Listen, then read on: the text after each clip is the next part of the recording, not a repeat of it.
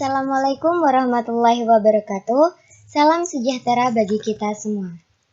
Kali ini kita akan belajar tentang zat adiktif. Apakah zat adiktif itu? Sebelumnya perkenalkan, nama saya Winda Dwi Kusumawati, NIM T 2017-10005, mahasiswa IAIN Jember, Fakultas Tarbiyah dan Ilmu Keguruan, Program Studi Tadris Ilmu Pengetahuan Alam. Kompetensi dasar dan tujuan pembelajaran kali ini yaitu kompetensi dasar menjelaskan berbagai zat adiktif dalam makanan dan minuman, zat adiktif serta dampaknya terhadap kesehatan.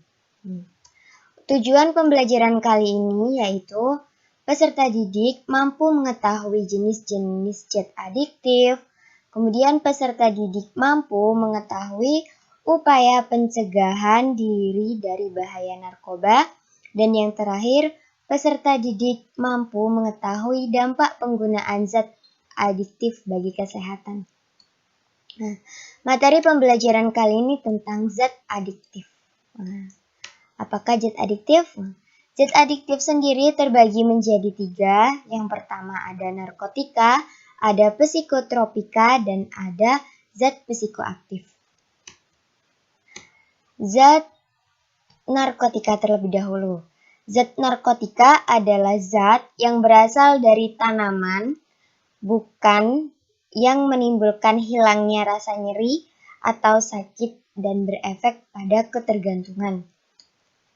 Berdasarkan potensi penyebab ketergantungannya, narkotika terbagi menjadi 3 golongan. Golongan 1, sangat berbahaya dan berpotensi sangat tinggi menyebabkan ketergantungan.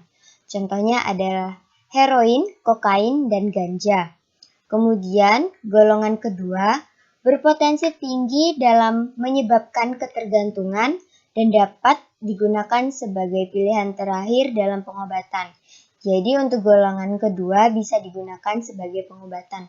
Namun, tetap saja ada efek ketergantungan dalam pengkonsumsiannya. Contohnya adalah morfin. Kalau untuk golongan ketiga berpotensi ringan dalam menyebabkan ketergantungan dan banyak digunakan dalam pengobatan. Jadi untuk golongan 3 ini ketergantungannya sangat rendah dan biasanya digunakan untuk obat-obat tertentu. Contohnya adalah kodein. Contohnya seperti ini. Ada opioida, yang kemudian ada heroin, ada morfin, ada ganja. Selanjutnya psikotropika. Apa itu psikotropika? Psikotropika merupakan obat alami dan buatan yang bersifat psikoaktif, berpengaruh pada susunan saraf pusat, sehingga berakibat pada mental dan perilaku. Biasanya psikotropika ini menyebabkan kecanduan, bukan ketergantungan, tapi kecanduan. Nah, berdasarkan tingkat ketergantungannya, psikotropika terbagi menjadi 4. Ada yang sangat kuat, lumayan kuat, cukup kuat, dan ringan.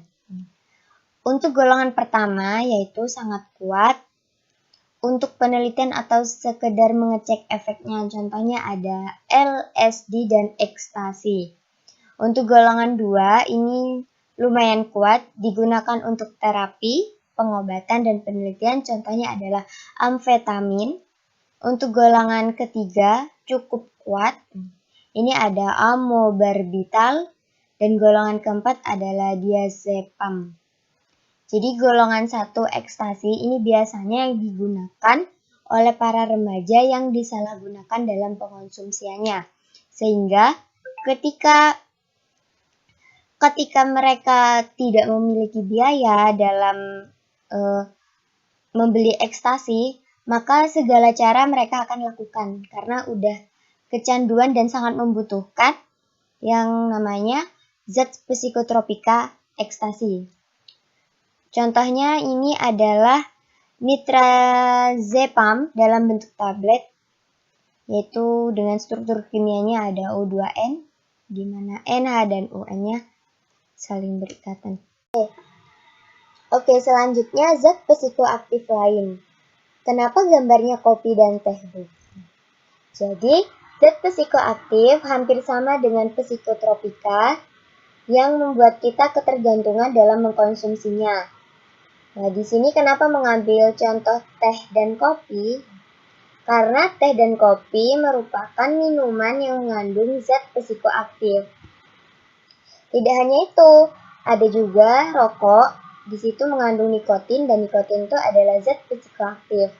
Kalau untuk kopi, yaitu kafein, di mana kita akan terbiasa dengan yang namanya minum kopi. Contohnya, Bu Winda mengkonsumsi kopi di setiap harinya. Lah, suatu ketika Bu Winda lupa nggak minum kopi. Nah, itu merasa ada yang beda, seperti itu. Jadi kayak, kok nggak enak ya, gitu. Kayak kita tuh mau minum kopi lagi, basisnya kayak gitu. Bedanya dengan psikotropika, kalau psikotropika itu, kita merasa ketergantungannya sangat lebih. Contohnya saja yang tadi Bu Winda jelaskan, penggunaan ekstasi. Ketika kita tidak bisa membeli ekstasi, apapun kita bisa lakukan sampai kita juga melukai diri kita sendiri. Seperti itu.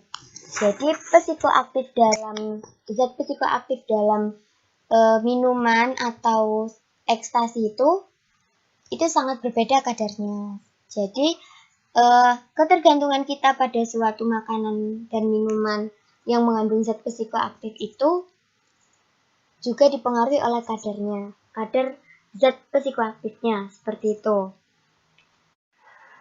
Oke, sekian pemaparan dari Bu Winda.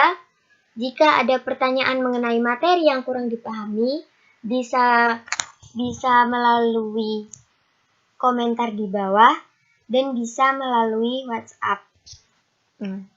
Dan sekian dari penjelasan yang saya paparkan. Selebihnya mohon maaf. Wassalamualaikum warahmatullahi wabarakatuh.